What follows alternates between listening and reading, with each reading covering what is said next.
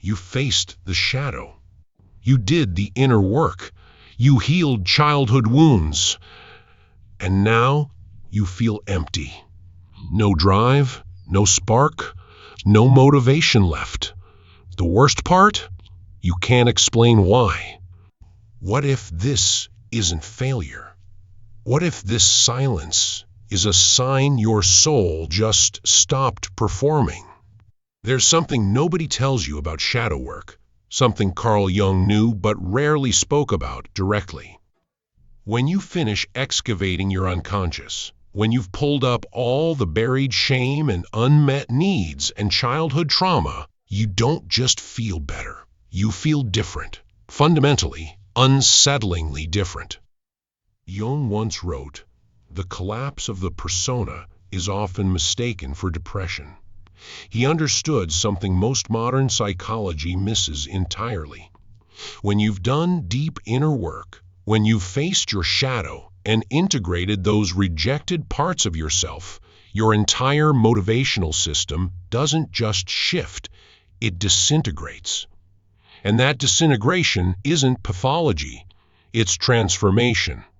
Think about it. For years, maybe decades, you were motivated by unconscious forces. The need to be loved, the fear of abandonment, the drive to prove your worth, the terror of not being enough. These weren't conscious choices. They were survival mechanisms running in the background, pushing you forward, keeping you busy, making you productive. But shadow work for empaths doesn't just heal these wounds. It exposes the entire machinery. Suddenly, you can see how much of your life was driven by fear wearing the mask of ambition. How much of your motivation was just avoiding pain dressed up as pursuing pleasure. When that machinery stops working, when those unconscious drivers are no longer driving you, you don't just lose motivation. You lose the only reasons you've ever had to be motivated. This is what Jung called the necessary dissolution before rebirth. But nobody prepares you for how quiet it feels in the space between who you were and who you're becoming. Let me tell you about Sarah. She spent 2 years in intensive therapy after a devastating breakup revealed patterns she'd been carrying since childhood. She did the work, EMDR, inner child healing, shadow integration. She faced everything. By the end of those 2 years, she was genuinely healed. The anxiety that had driven her for decades was gone. The people-pleasing patterns had dissolved.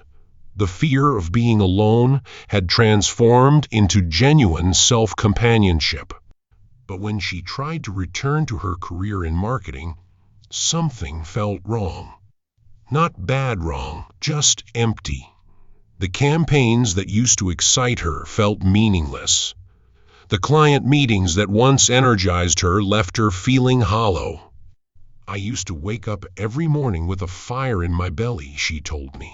Even if it was anxiety, even if it was fear, it was fuel. Now I wake up and feel nothing, like I'm waiting for instructions from a voice that isn't speaking. This is what Jung called the nigredo phase of psychological alchemy. The necessary darkness, the void, the dissolution that must happen before new life can emerge.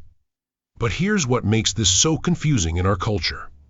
We've been taught that healing should feel good, that growth should be linear, that progress should be measurable. We expect shadow work to work like taking medicine. You feel sick, you take the pill, you feel better. Instead, it often works like surgery. The procedure is successful, but the recovery is long, strange, and nothing like what you expected. During this dark night of the soul stages, you might find yourself unable to care about things that used to matter deeply. Career goals that once seemed vital now feel arbitrary. Relationships that once excited you might feel performative. Hobbies that used to bring joy might feel forced. This isn't depression in the clinical sense. You're not hopeless or worthless. You're just not motivated by the same things anymore. And without those familiar carrots and sticks, you don't know how to move forward. Jung understood this as a sign that your psyche is undergoing fundamental reorganization. The ego, your sense of separate self, is no longer in the driver's seat, but the self, your deeper, more authentic essence, hasn't fully emerged yet. You're in the in-between space, the void that exists between one way of being and another. Here's the truth that changes everything. The silence is not a sign of collapse. It's a sacred pause before transformation. Every motivation you've ever had that was based on fear, on social expectations, on proving your worth, all of it is gone. Not because you're broken, but because you've outgrown it. Think about what motivation used to mean to you. How much of your drive came from trying to earn love? How much came from fear of not being enough? How much was just sophisticated anxiety wearing a productivity costume? When you do shadow work, when you truly integrate those unconscious patterns, you don't just heal the wounds. You stop believing that your worth depends on your performance. You stop believing that love has to be earned. This is what Jung meant when he talked about the death of the persona. The persona is the mask we wear to fit into society, the character we perform to get our needs met. But it's not who we really are. Shadow work strips away the persona. It reveals the difference between your authentic self and the self you've been performing. And once you see that difference, you can't unsee it. Let me share another story about David, a successful architect who spent 3 years working through childhood trauma and attachment wounds. The healing process was profound. He felt more at peace than he ever had in his life. But when he tried to return to his work, designing buildings, managing projects, climbing the corporate ladder, he felt like he was wearing clothes that didn't fit anymore. I used to be so driven, he told me. I'd work 60-hour weeks and love it. I had 5-year plans, 10-year goals. Now I look at those same goals and feel nothing. It's like they belong to someone else. His old motivations, proving his worth through achievement, earning his father's approval through success, avoiding the shame of failure, were no longer available to him. Shadow work had healed those wounds, integrated those needs, resolved those fears. But his new motivations, the ones that would come from his authentic self rather than his wounded ego, hadn't emerged yet. This is the tipping point Jung talked about. The moment when you realize that true motivation, sustainable motivation, lasting motivation, doesn't come from compulsion. It comes from truth. When you're motivated by fear, you can push through anything. Fear is an incredibly powerful fuel. It will get you up at 5 a.m., keep you working until midnight, drive you to achieve things you never thought possible. But fear-based motivation has an expiration date. Eventually, you either burn out or you heal enough to stop being afraid. And when the fear stops driving you, if you don't have anything else to take its place, you feel empty. If this part is hitting something deep in you, comment, "This is my mirror," and keep watching. That emptiness isn't the problem. It's the solution. It's your psyche creating space for something new to emerge. Jung believed that the self, your deeper, more authentic essence, doesn't scream. It doesn't demand. It doesn't create drama or urgency to get your attention. The self whispers. It nudges. It invites. But if your life is full of noise, if you're constantly driven by external pressures and internal fears, you can't hear the whisper. Here's what nobody tells you about the other side of this void. When new motivation emerges, it feels completely different. It's not anxious. It's not urgent. It's not driven by what you lack or what you're trying to prove. It's quiet. It's steady. It's undeniable. Jung called this the emergence of the self with a capital S. Not the ego self that needs validation, that constantly compares and competes, but the deeper self that is already whole, already enough, already connected to something larger than your individual survival. When the self begins to motivate you, you don't hustle, you respond. You don't chase opportunities like a starving person grabbing at food. You recognize them like someone who knows they belong at the table. You don't force passion like you're trying to jumpstart a dead battery. You follow curiosity like you're following a thread that leads somewhere worth going. What this looked like for David, after almost a year of feeling unmotivated, something shifted. It was like watching the sun rise. So gradual you almost don't notice it's happening until suddenly the world is full of light. He started taking long walks without his phone, just as walking. Movement for the sake of moving. Being outside for the sake of being outside. During one of these walks, he noticed an old building that had been abandoned for years. Something about its structure, its potential, its dignity despite being forgotten, something spoke to him.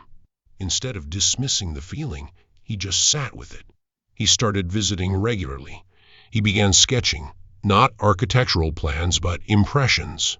What the building felt like, what it wanted to become, what story it was trying to tell. This wasn't driven by career goals or financial incentives.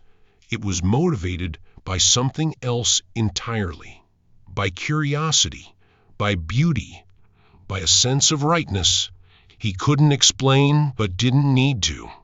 He spent weeks just drawing, just sitting, just being present. And slowly, gently, without any force, an idea began to emerge.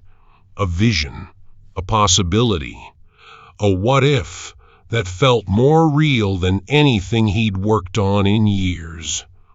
Eventually, that curiosity led to a unique restoration project, one that honored the building's history while creating space for new life, one that felt less like imposing his will on the structure and more like collaborating with its essence. That project led to a new direction in his career, one that felt aligned with who he was becoming rather than who he had been. The self doesn't roar. It hums. It doesn't demand attention. It offers invitations. It doesn't create urgency. It creates resonance. When you learn to hear that hum, when you learn to trust that gentle guidance, when you learn to recognize the difference between ego drive and self-magnetism, motivation stops being about conquering your resistance and starts being about following your resonance. You write because you have something to share, not because you need validation or proof that you're smart enough. You create because beauty is moving through you, not because you need to be seen as creative. You work because the work itself calls to you, not because you need to prove your worth through productivity. Here's a simple practice to discern between ego motivation and self-motivation. Write down 3 things you feel you should be motivated about right now. Things you think you ought to want, ought to pursue, ought to care about. Then ask yourself, where does this should come from? Whose voice is that really? What am I trying to prove by wanting this? Then write down 3 things you find yourself drawn to, even if they don't make logical sense. Things that spark curiosity or wonder or peace. Things that make you feel more alive, more present, more like yourself. Ask yourself, what would it feel like to follow this pull without needing to justify it? The difference between those 2 lists might show you the difference between motivation that comes from fear and motivation that comes from truth. Sarah discovered through this process that her fear-based motivation in marketing had been covering up a deep longing to work with children. Not because she thought she should, but because something in her came alive when she was around kids. It took her 2 years to make the transition from marketing executive to elementary school teacher. 2 years of following curiosity rather than clarity, of trusting the process rather than controlling the outcome. Her friends thought she was crazy. Her family worried about the pay cut, but her soul was singing again for the first time in decades. Here's what I want you to understand.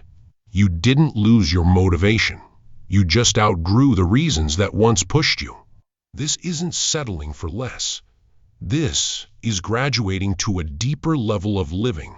This is your psyche refusing to let you settle for performance when authenticity is available. The silence you've been afraid of. That's where your true self has been waiting to speak. The emptiness you've been trying to fill. That space being created for something more real, more sustainable, more genuinely you than anything you've experienced before. Jung didn't promise this would be easy. He never said individuation, the process of becoming who you really are, would be comfortable or quick or simple. He knew it required walking through the valley of not knowing, the desert of not feeling, the void of not being sure of anything. But he also knew this. On the other side of that desert is an oasis, something real, something that doesn't need to be perfect because it's true. The motivation that emerges from this place doesn't burn you out because it's not coming from deficit. It doesn't leave you empty because it's not taking more than it gives. If you're in the void right now, if you're feeling unmotivated and wondering what's wrong with you, consider this. Maybe nothing is wrong. Maybe something is very, very right. Maybe your soul is finally strong enough to stop performing. Maybe you're finally healed enough to wait for real inspiration instead of running on manufactured urgency. Listen to the silence, not with your ears, but with your heart. What has it been trying to tell you? What has it been preparing you for? Your old life, the one driven by fear and need and the endless hunger for external validation, that life is over. You did the work to end it. You faced your shadow specifically so you wouldn't have to live that way anymore. The self you're becoming doesn't need motivation in the old sense. It needs recognition. It needs trust. It needs you to start paying attention to who you already are. You are not behind. You are not broken. You are not failing. You are exactly where you need to be for the next phase of your becoming to begin. And when it does begin, when that quiet hum of authentic motivation starts to emerge, you'll understand why the silence was so necessary. You'll see why the void had to be emptied before it could be filled with something real. You'll realize that losing your old motivation wasn't a problem to be solved. It was a gift to be received. The gift of finally being free to discover what you're here for. The void isn't the end of your story. It's the comma between the life you've been living and the life you're meant to live. And that life, it's worth the wait. If this video resonated with something deep in you, Comment below with your experience.